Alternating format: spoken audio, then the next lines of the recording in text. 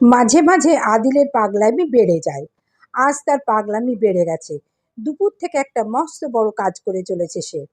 প্রথমে জগ থেকে পানি গ্লাসে ঢালছে, তারপর গ্লাসের পানি বালতিতে।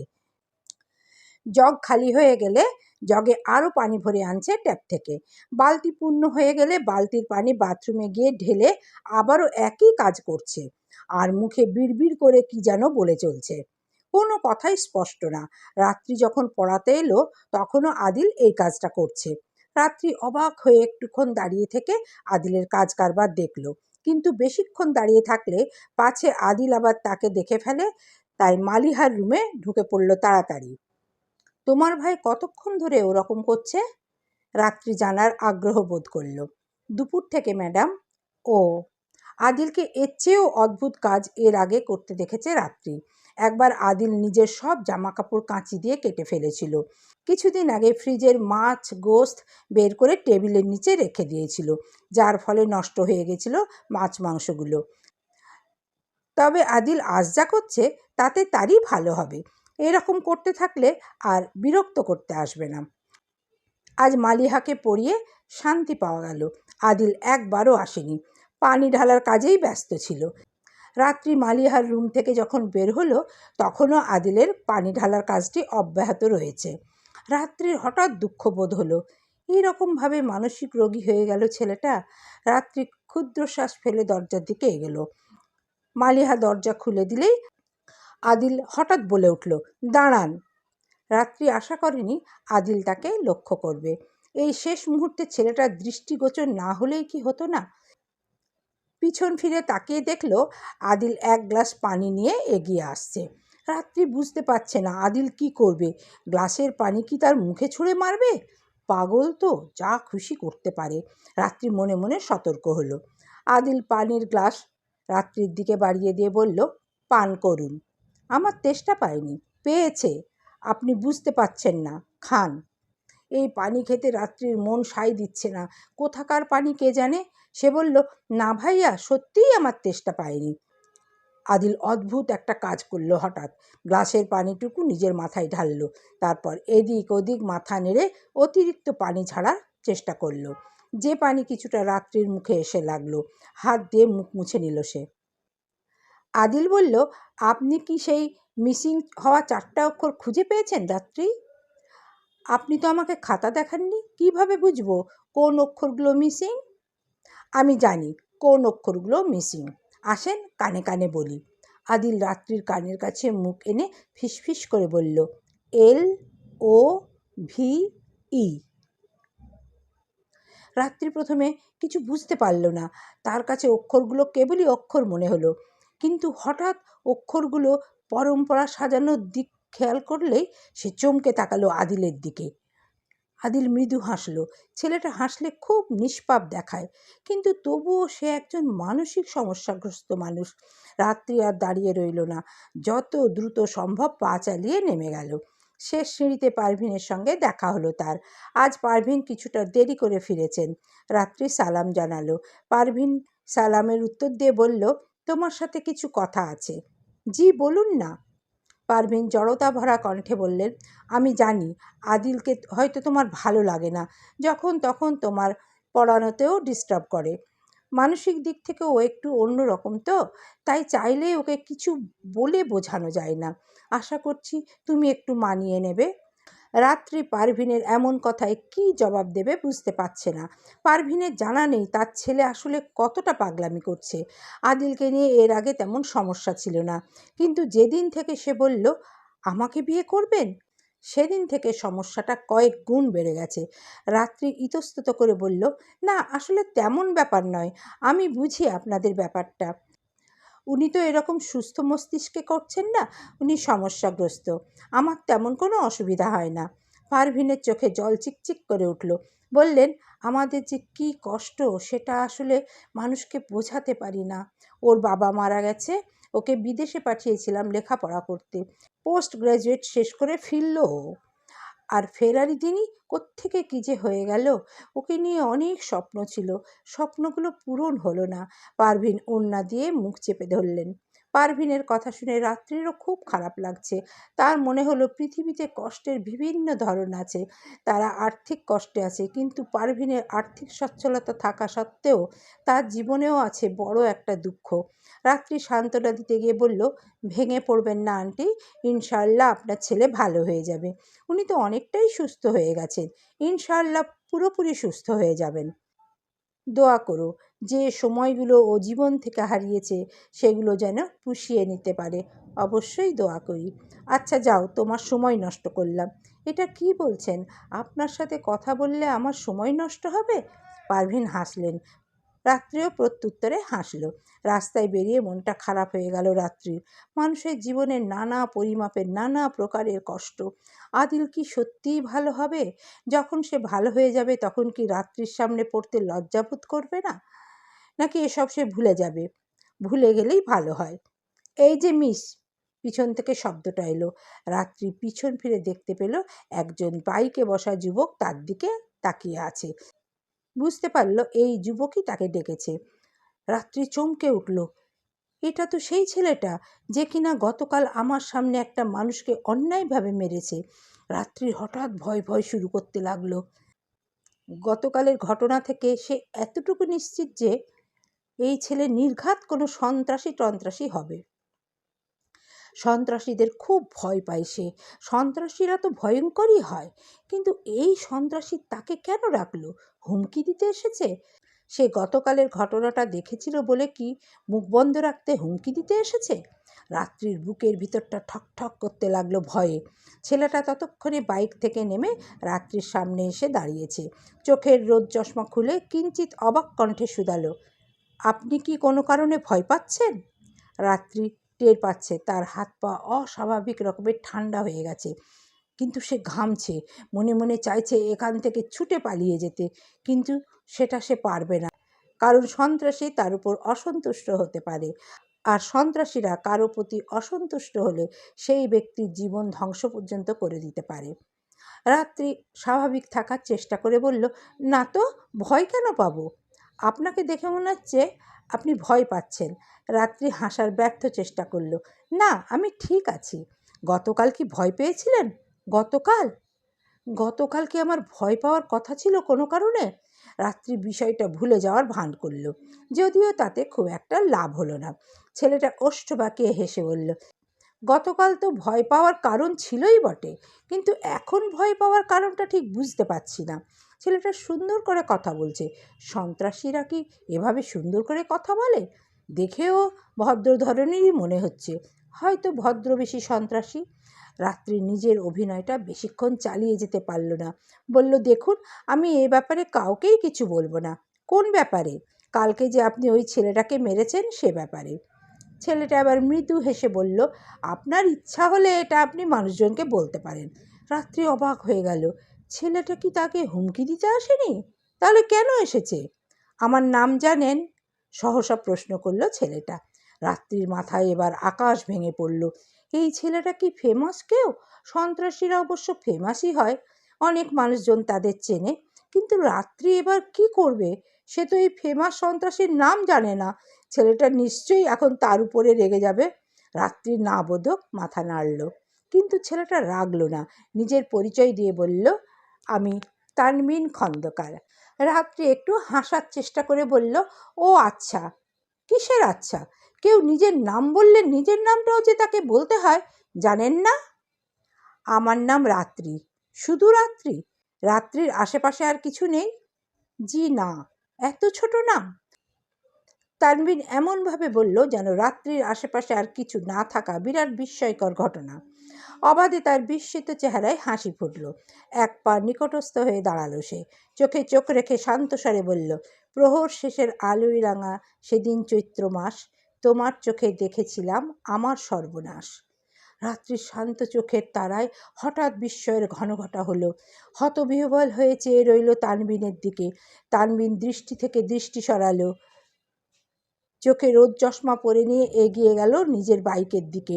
বাইক স্টার্ট করে হঠাৎ মনে পড়া গলায় বলল, আর হ্যাঁ, আমি ভয়ঙ্কর কেউ নই, আমাকে ভয় পাওয়ার দরকার নেই। সেদিন ছিল অস্ট্রেলিয়া থেকে আদিলের ফেরার দিন। সে এবং তার এক বন্ধু একসঙ্গে বাংলাদেশে ফিরেছিল। তাদের রিসিভ করতে এসেছিল আরও 2 বন্ধু। সেদিন সবাই ভীষণ খুশি ছিল, কারো মনে দুশ্চিন্তা ছিল না। সেদিন একে অন্যকে জড়িয়ে ধরা হয়েছিল। খুবই গাঢ় বন্ধুত্ব ছিল সবার মাঝে। কত না বলা কথা জমেছিল, কত আড্ডা দেওয়া বাকি ছিল, কিন্তু শেষমেশ আর কেউই কারোর সঙ্গে আড্ডা দিতে পারল না। গাড়িতে করে বাড়ি ফিরছিল তারা 4 জন। গাড়ির ভিতর কী হই-হুল্লোড়! কয়েকজন বন্ধু একসাথে হলে এমন একটা হই-হুল্লোড় হয়েই থাকে। কিন্তু সেই হই-হুল্লোড়ের স্থায়িত্ব ছিল খুব অল্প সময়, এবং তাদের কারোরই আর সেদিন বাড়ি ফেরা হয়নি। এয়ারপোর্ট ছেড়ে গাড়ি কিছু দূর আসা মাত্রই একটা বৃহৎ ট্রাকের ধাক্কায় গাড়িটা উল্টে গিয়ে অনেক দূর ছিটকে পড়ল। রাস্তা তলিয়ে গেল তাজা রক্তে। আদিলের নিঃশ্বাস বন্ধ হওয়ার আগে সে তার প্রিয় বন্ধু, যে তার সঙ্গে অস্ট্রেলিয়া থেকে ফিরেছিল, তাকে দেখতে পেয়েছিল। ওর চোখ বন্ধ ছিল এবং দেহ ছিল নিথর। আদিল ডাকতে চাইল ওকে, কিন্তু দুর্বলতা তার ওষ্ঠ পর্যন্ত নড়তে দিল না। সে ডাকতে পারল না। তার আগে তার নিজেরই চোখ মুদে গেল। হাসপাতালে নেওয়ায় তারা 2 জন অবশ্য বেঁচে গিয়েছিল, কিন্তু বাকি 2 জন মারা গেল। কয়েক মাস অসুস্থ ছিল আদিল। এরপর সে শারীরিকভাবে সুস্থ হলেও মানসিকভাবে সুস্থ হলো না। প্রিয় বন্ধুদের হারানো আর ওই ভয়ঙ্কর দুর্ঘটনা তার মানসিক সুস্থতার পথে বাধার প্রাচীর হয়ে দাঁড়ালো। তবে অন্য বেঁচে যাওয়া বন্ধু শারীরিক ও মানসিকভাবে সুস্থ। সে মাঝে মাঝে আসে আদিলকে দেখতে। অনেকক্ষণ সময় কাটায় একসাথে। ও যখন চলে যায় আদিল কাঁদে। আদিলের অবস্থা প্রথম দিকে খুব খারাপ ছিল। ধীরে ধীরে কিছুটা উন্নতি হয়েছে। সে নিজে থেকেই বাইরে যাওয়া বন্ধ করেছে। সারাক্ষণ নিজেকে ঘরের ভিতর বন্দি করে রাখে। পারভিনও তাকে তার মতো থাকতে দিয়েছেন। পারভিন আজ ঘুম ভেঙে গেলে দেখলেন সবার ঘরের লাইট জ্বলছে। এসে দেখলেন আদিল সোফার সামনে ফ্লোরে বসে চিপস খাচ্ছে আর টেলিভিশন দেখছে। তার সাথে শুধু চিপস না, বিস্কুট, চকলেটের প্যাকেটও আছে। এখন রাত কটা বাজে? ঘড়ির দিকে তাকালেন তিনি। রাত 3টা এখন। পারভিন বিরক্ত করলেন না ছেলেকে। ছেলেটা যা করে শান্তি পায় তাই করুক। ছোটোখাটো একটা বিষয় নিয়ে ক্লাসের সহপাঠীদের সঙ্গে ঝগড়া হয়েছিল শ্রাবণীর, আর তাই তারা ওর ব্যাগের ভিতর ময়লা ঢুকিয়ে দিয়েছে।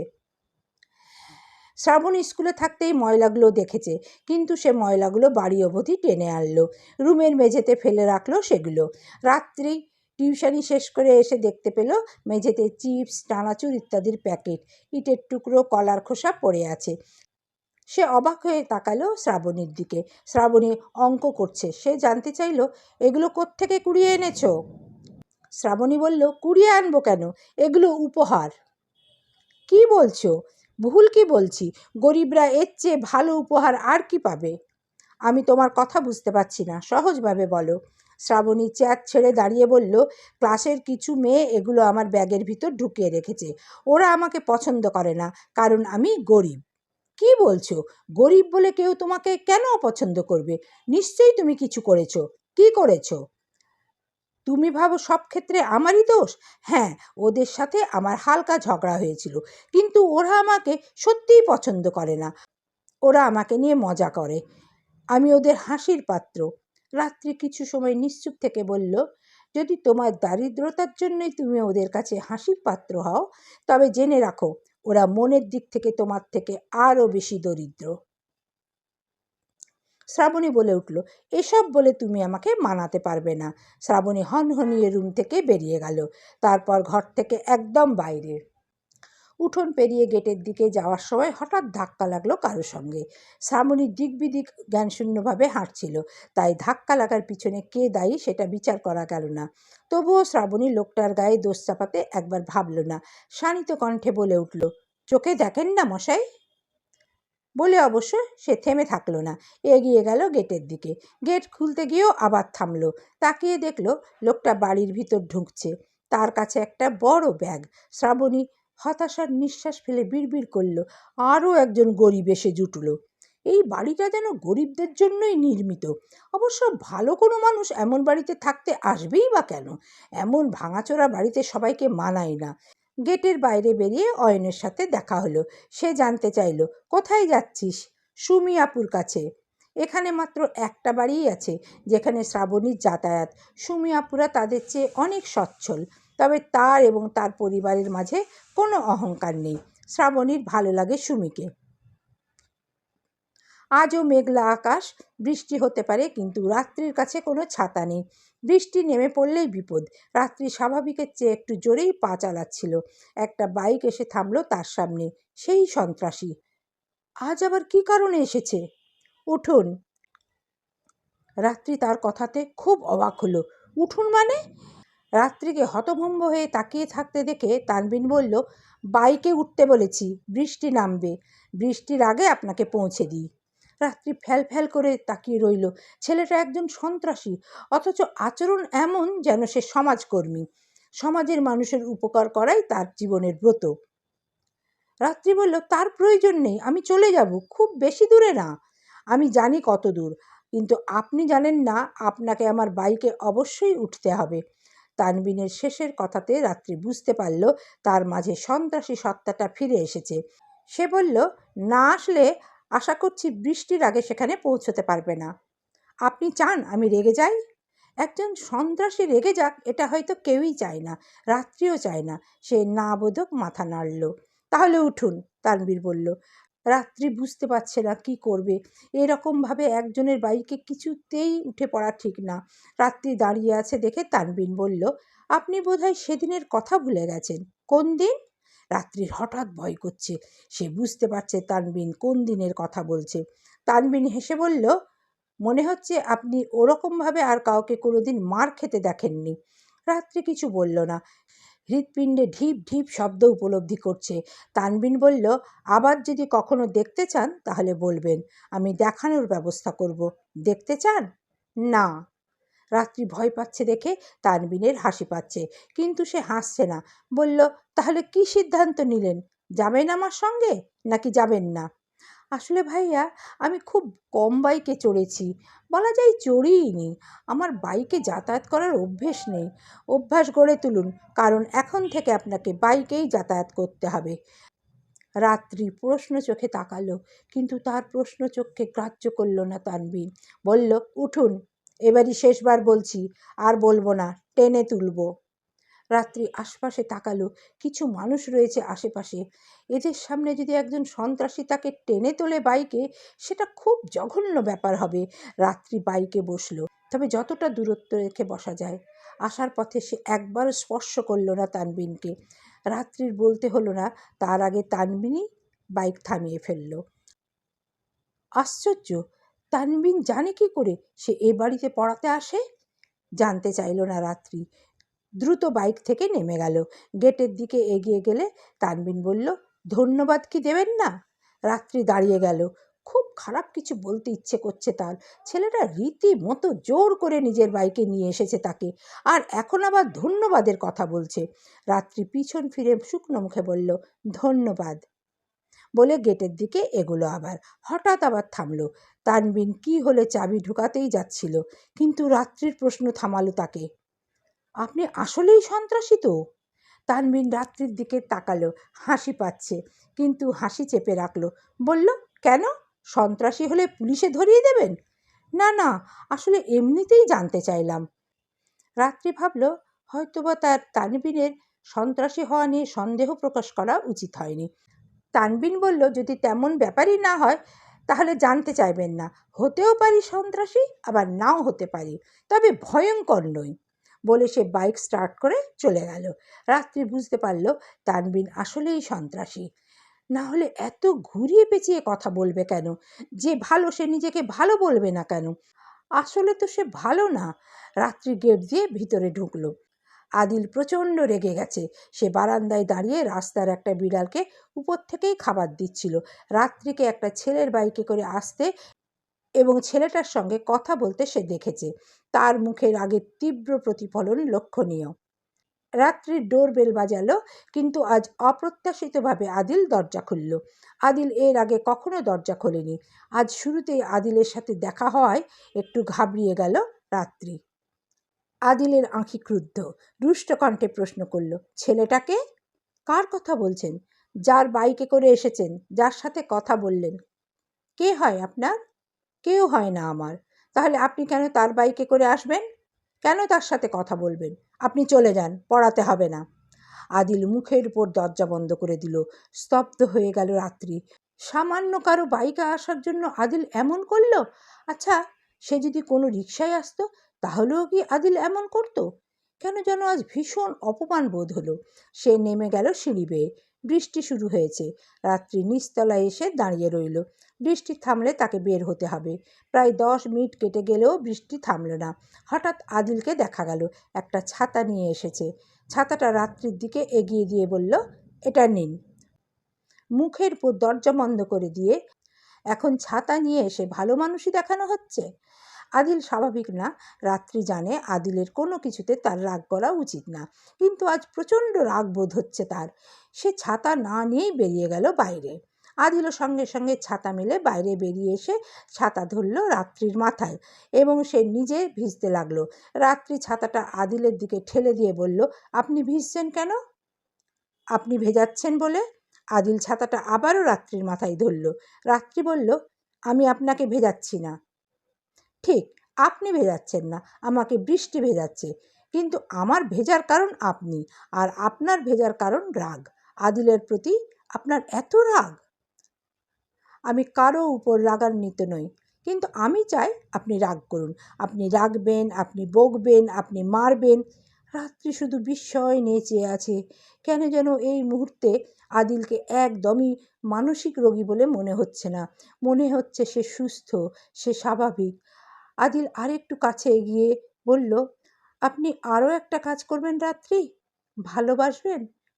খুব বেশি না, একটুখানি ভালোবাসতে পারবেন না আদিলকে? আদিলের দেওয়া ছাতা নিয়ে বাড়ি ফিরেছে রাত্রি। যদিও সে অনেক ভিজে গিয়েছিল, কিন্তু তবুও আদিলের দেওয়া ছাতাটা আনতেই হলো।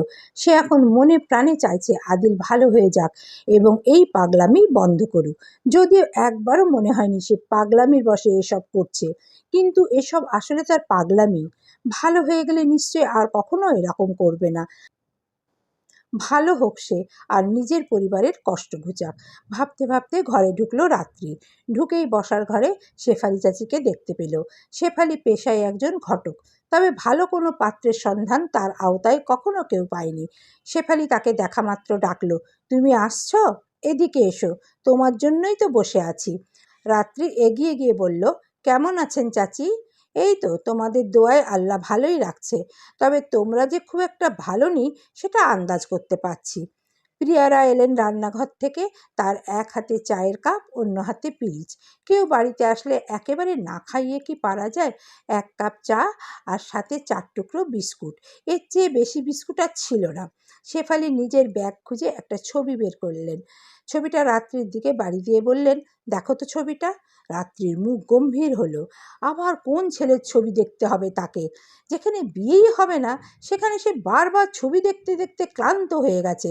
সে বলল, না চাচি, এসবের আর দরকার নেই।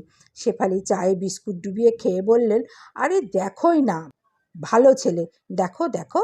রাত্রি দেখল। দেখতে মন্দ নয়, তবে বয়স বেশি মনে হচ্ছে। শেফালি বললেন, ভালো ছেলে বুঝছো, অনেক টাকা পয়সা। আগে একটা বিয়ে করছিল, কিন্তু বউয়ের সাথে অনেক ঝগড়াঝাটি। 2টা ছেলে সন্তান। বউ একটা ছেলে নিয়ে আলাদা থাকে। ডিভোর্স হয়েছে? রাত্রি প্রশ্ন করে। না, ঠিক ডিভোর্স না, আলাদা থাকে আর কি। বোঝই তো, বাসায় মানুষ নাই, বেচারার একা থাকতে কষ্ট হয়, তাই ছেলেটার দেখভাল করার জন্যও তো একটা মানুষ লাগে। সে আমার সাথে যোগাযোগ করছে, বলছে একটা ভালো মেয়ে খুঁজে দিতে, বিয়েতে কোনো টাকা পয়সা খরচ করা লাগবে না। রাত্রির মেজাজ খারাপ হয়ে গেল। সে দাঁড়িয়ে গিয়ে বলল, এইসব প্রস্তাব কোত্থেকে নিয়ে এসেছেন? আমি এমন কাউকে বিয়ে করব না যে বিবাহিত। আরে রাগ করো কেন? আমি তোমার ভালোর জন্যই প্রস্তাব নিয়ে আসছি। তোমার বাবা টাকার অভাবে তোমার বিয়ে দিতে পারছে না, জীবনে পারবে কিনা তারও ঠিক নেই। তোমার কথা ভেবেই তো প্রস্তাবটা নিয়ে এসেছি। তুমি কি সারা জীবন অবিবাহিত থাকতে চাও? থাকলে থাকবো, কিন্তু আর কখনো আপনি আমার জন্য বিয়ের প্রস্তাব নিয়ে আসবেন না। রাত্রি নিজের ঘরে চলে গেল। ঘরের মেঝেতে আবারও পানি, তবে বৃষ্টি কম হয়েছে বলে পানির পরিমাণও কম। তবুও এটা কষ্টের। শেফালি প্রিয়ারাকে বললেন, দেখছেন মেয়েটার কি দেমাগ? ভালো একটা প্রস্তাব নিয়ে আসছি, অথচ মেয়েটা ও কি রাজপুত্র বিয়ে করতে চায়? রাজপুত্ররা রাজকন্যা বিয়ে করে, ওকে কোন রাজপুত্র বিয়ে করবে? প্রিয়ারও ভালো লাগছে না শেফালির কথাবার্তা। তিনি অথবা এনামুল শিকদার কেউই চাইবেন না রাত্রির বিয়ে এমন জায়গায় দিতে। তিনি বললেন, আপনাকে আর প্রস্তাব নিয়ে আসতে হবে না আপা, প্রয়োজন হলে আমরা আপনার সঙ্গে যোগাযোগ করব। শেফালি উঠে দাঁড়ালেন। সম্পূর্ণ চা খাননি তিনি। বললেন, তোমার স্বামীরে বোঝাও আর মাইয়ারেও বোঝাও, তোমাদের যা অবস্থা তাতে এমন জায়গাতেই মেয়ে বিয়ে দিতে হবে। আচ্ছা, আমরা ভেবে দেখব আপা, আসেন আপনাকে এগিয়ে দিই। পিয়ারা গেট পর্যন্ত এগিয়ে দিলেন শেফালিকে। শেফালি আরও নানান কথা বললেন, কিন্তু সেসব তিনি কানে তুললেন না, কেবল শুনেই গেলেন। ফেরার সময় শুনলেন নিচতলার স্বামীটা বউকে মারছে, তাদের মাঝে অশান্তি লেগেই থাকে। প্রিয়ারার মনে পড়ে জীবনের একটা সময় তিনিও এমন অশান্তিতে ছিলেন। তার প্রথম স্বামী ছিল একজন খারাপ মানুষ, নেশায় আসক্ত ছিল। তারপর হঠাৎ একদিন সে মারা যায় স্ট্রোক করে। প্রিয়ারা দীর্ঘশ্বাস ত্যাগ করে সিঁড়ি বেয়ে উপরে উঠতে লাগলেন। বৃহস্পতিবার রাতে কেউ শ্রাবণীকে বই পড়তে বসাতে পারবে না। এই রাতে সে যেন স্বাধীন। যেখানে এখন তার বই নিয়ে বসার কথা, সেখানে সে রাত্রির ছোট বাটন ফোন দিয়ে স্নেক গেম খেলছে। প্রায় অনেকক্ষণ হলো সে গেমটা খেলছে। রাত্রি অবশ্য বলেছে কিছুক্ষণ পর যদি সে মোবাইল রেখে বই পড়তে না বসে, তাহলে আজ রাতে সে রাত্রির হাতে মার খাবে। সে রাত্রিকে কথা দিয়েছে সে পড়তে বসবে, কিন্তু রাত্রি জানে শ্রাবণী পড়তে বসবে না। দরজায় করাঘাতের শব্দ শুনে রাত্রি দরজা খুলতে এলো। মিথিলাও বের হয়েছিল রুম থেকে। রাত্রি দরজা খুলেছে দেখে আবার রুমে ঢুকে গেল। অয়ন বাজার নিয়ে এসেছে। রাত্রি ব্যাগ মেলে দেখল, উপরেই ডিমের প্যাকেট দেখা গেল। ডিম কিনেছিস কেন? রাত্রি জানতে চাইল। আমি কি জানি, বাবাই তো টাকা দিয়ে ডিম আলু কিনতে বলেছে। অয়ন সোফায় শুয়ে পড়ল। ঘামে তার শার্ট ভিজে গেছে, তবুও ফ্যান অন করেনি। রাত্রি ফ্যান অন করলো। অয়ন বলল, ফ্যান অন করলে কেন? শুধু শুধু বিদ্যুৎ বিল বেশি করার দরকার কি? তাই বলে কি গরমে মরবো আমরা? আমরা মরে গেলেও কারো কোনো ক্ষতি হবে না, আমরা মূল্যবান সম্পদ নই। অয়ন হঠাৎ উঠে নিজের রুমে চলে গেল। তার রুমটা খুব নগণ্য। দুটো চেয়ার আর দুটো কাঁথা এবং বালিশ ছাড়া আর কিচ্ছুটি নেই। গরম আর শীতকাল নেই, 12 মাসই অয়ন কেবল দুটো কাঁথা বিছিয়েই শোয়। তার কষ্ট হয় না। তার বই পুস্তক ও অন্যান্য শিক্ষা সামগ্রী সব মেঝেতে রাখা। খুব বেশি ফ্যান সে চালায় না। ঘরের জানালা খুললে যতটুকু বাতাস আসে তাতেই সে দিব্যি শান্তিতে ঘুমাতে পারে। তার রুমের ফ্যানটা অবশ্য 9 দিন ধরে নষ্ট। সে কথা সে কাউকে জানায়নি আর নিজেও ঠিক করেনি। সে খুব সহনশীল ছেলে, যা অনেকে সহ্য করতে পারে না তা সে পারে। রাতে প্রিয়ারাকে রান্না করতে সাহায্য করলো। মিথিলাও চাইলেই সাহায্য করতে পারে, কিন্তু কখনোই কারো কোনো কাজে সে সাহায্য করে না। একমাত্র রাত্রি প্রিয়ারার কাজে সাহায্য করে থাকে। আজ রাতে একটু শান্তি করে খেতে পারল শ্রাবণী। কতদিন পর যে ডিম আলু দিয়ে ভাত খেলো। সাথে একটু মসুর ডাল হলে অবশ্য ভালো হতো, কিন্তু ঘরে মসুর ডাল নেই। রাত্রি খেতে বসলো প্রিয়ারার সঙ্গে। তখন সকলের খাওয়া শেষ। প্রিয়ারা একটা ডিম রাত্রির প্লেটে তুলে দিলেন আর নিজের প্লেটে রাখলেন শুধু আলু। এটা দেখে রাত্রি একটু অবাক হলো। অয়ন ডিম 6টাই এনেছিল। রাত্রি জানতে চাইল, অয়ন তো 6টা ডিমই এনেছিল, তাহলে আপনি? সকালের জন্য রেখে দিয়েছি একটা, শ্রাবণী তো সকালে খেতে চায় না, ওকে ডিমটা ভাজি করে দেব। রাত্রি হঠাৎ প্রিয়ারার মাঝে মায়ের রূপ দেখতে পেল। এই মানুষটা নিঃস্বার্থভাবে এ সংসারে এসেছিল। এই মানুষটি আজ এখানে না থাকলে অনেক কিছুই হয়তো অগোছালো থাকতো। সে যেন মাথার উপর ছায়া হয়ে আছে, যে ছায়া তাদের প্রখর রোদ থেকে আড়াল করে রেখেছে। রাত্রির চোখে পানি আসে। সে ডিমের অর্ধেকটা ভেঙে প্রিয়ারাকে দিল। প্রিয়ারা বলে উঠলেন, আরে কি করছো? আমি কি বাচ্চা নাকি? আমরা কেউই তো বাচ্চা নই, তাই বলে কি আমাদের ডিম খাওয়ায় নিষেধাজ্ঞা আছে? খান। প্রিয়ারার চোখ ভিজে যায়। আজকাল ছোট ছোট অনুভূতিও তাকে খুব আবেগতাড়িত করে তোলে। মাঝে মাঝে তার মনে হয় এ পরিবারের সবাই তাকে খুব ভালোবাসে, আবার মাঝে মাঝে মনে হয় বাসে না। যখন যা উপলব্ধি করেন তখন সেভাবে আনন্দ পান, আবার দুঃখ পান। এই মুহূর্তে তিনি আনন্দিত। তার চোখে আনন্দ জল। তিনি শাড়ির আঁচলে চোখ মোছেন গোপনে।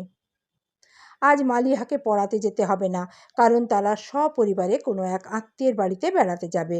পারভিন কল করে জানিয়েছিলেন। রাত্রি ভাবছে আজ লতা রানী নামের মহিলার বাসায় গিয়ে একবার কথা বলে আসবে। মহিলা বলেছিল তার অষ্টম শ্রেণীতে পড়ুয়া একটা ছেলে আছে, ছেলের জন্য ইংরেজি টিচার খুঁজছে সে, ওখানে একবার গিয়ে দেখা উচিত। রাত্রি তৈরি হয়ে বেরিয়ে পড়ল। কাল বৃষ্টি হলেও আজ রোদের তেজ প্রখর। বাড়ি থেকে বেরিয়ে কিছু দূর হাঁটতেই শরীর ভিজে গেল ঘামে। ছাতা নিয়ে বের হওয়া উচিত ছিল। ছাতার কথা মনে উঠতে আদিলের কথা মনে পড়ে গেল তার, কিন্তু সে আদিলকে নিয়ে ভাবতে চাইল না।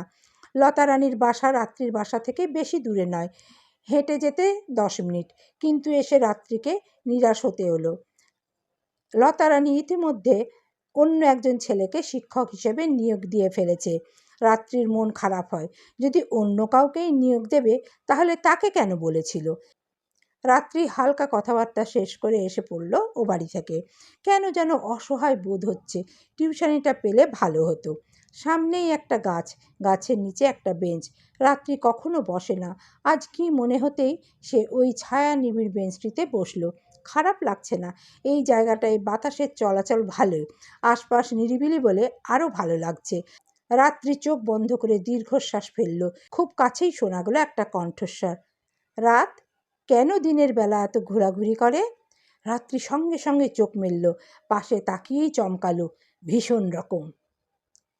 ছেলেটা কখন তার পাশে বসেছে, কখনই বা এলো? ছেলেটা কি সাপ, নিঃশব্দে চলাচল করে? রাত্রির একটা বিষয় ভীষণ খটকা লাগছে। ছেলেটা কি করে জানলো সে এখানে? এটা কি কাকতালীয়ভাবে দেখা হওয়া, নাকি ছেলেটা তাকে ফলো করছে? লোক লাগিয়েছে নাকি পিছনে? রাত্রি আশেপাশে তাকালো, কিন্তু দ্বিতীয় কোনো লোক দেখতে পেল না। কি খুঁজছেন? তানবীর জানতে চাইল। রাত্রি তাকালো। মানুষটার মুখে চিরায়ত শান্ত ও ভদ্র ভাবটা অক্ষুণ্ণ। রাত্রি হঠাৎ খেয়াল করল তানবীর তার খুব কাছে বসে আছে, এক হাতেরও কম দূরত্ব তাদের মাঝে। রাত্রি উঠে দূরে সরে গেল। প্রশ্নের উত্তর না দিয়ে বলল, জানলেন কিভাবে আমি এখানে? না জানার কি আছে, গুপ্তচর লাগিয়েছি যে আপনার পেছনে। অত্যন্ত শান্ত তানবীরের গলা। রাত্রি ভয় পেল মনে মনে। যা ধারণা করেছিল তাই। সে বলল, আমার পিছনে গুপ্তচর লাগিয়েছেন কেন? আমি তো কোনো অন্যায় অপরাধ করিনি। আপনি কিভাবে জানেন অপরাধ করেছেন কি করেননি? রাত্রি মনে করার চেষ্টা করল। না, এমন কোনো কাজ সে করেনি যা অপরাধ বললে গণ্য হতে পারে। অবশ্য যার কাছে সে কথাটা বলল সে নিজেই তো অপরাধী। বলল, না, আমি কোনো অপরাধ করিনি। তাই? রাত্রি ভুল কুঁচকালো। ছেলেটা এমনভাবে বলছে যেন আসলেই সে কোনো অপরাধ করেছে এবং এখন তা অস্বীকার করছে। তানবিন বলল, আচ্ছা ধরে নিচ্ছি কোনো অপরাধ করেননি। রাত্রি এখানে দাঁড়িয়ে থাকতে ভালো লাগছে না। ছেলেটা বারবার তার সামনে চলে আসছে কেন? সে চায় না কোনো সন্ত্রাসী ধরনের ছেলের সামনে পড়তে, কিন্তু ছেলেটা নিজেই তার সামনে আসছে। রাত্রি হুট করে বলল, আর কিছু বলবেন? আমি চলে যাচ্ছি। কথাটা বলে অবশ্য সে তানবিনের কোনো কথার অপেক্ষা করল না। যাওয়ার জন্য পা বাড়ালেই তানবিন ডাকল, রাত শুনুন। ভুল সম্বোধন শুনে দাঁড়ালো রাত্রি। শুধরে দিয়ে বলল, আমার নাম রাত্রি। রাত আর রাত্রির ভিতর পার্থক্য কি জানতে চাইল তানবিন। তবে তা রাত্রি শুনতে পেল না। সে চলে গেল দ্রুত পা ফেলে। সারা পথে সে মাথা থেকে চিন্তাটা সরাতে পারল না। ছেলেটা কেন তার উপর নজর রাখছে? না, বিষয়টা একদম ভালো কিছু নয়। ইদানিং সব খারাপ খারাপ ঘটছে তার সঙ্গে। বাড়িতে আসার পর মোবাইল বের করতে গিয়ে অপ্রত্যাশিত কিছু দেখতে পেল রাত্রি। একটা চিরকুট, হলুদ রঙের কাগজে কালো কালিতে খুব সুন্দর একটা হাতের লেখা ফুটে আছে, রাত্রি, পৃথিবীতে রাত কেন নামান? আমার বুকের আকাশেতে মিটিমিটি তারা কেন জ্বালান? চিরকুটটা দেখে রাত্রি চিন্তায় পড়ে গেল। কে রাখলো তার ব্যাগে এই চিরকুট? আদিল? কবে, কখন রাখলো? রাত্রি ধরেই নিয়েছিল এটা আদিলের কাজ, কিন্তু হঠাৎ তার মনে হলো তানবিনের কথা। তানবিন তার পাশে এসে বসেছিল। এই চিরকুট কি তবে তার দেওয়া?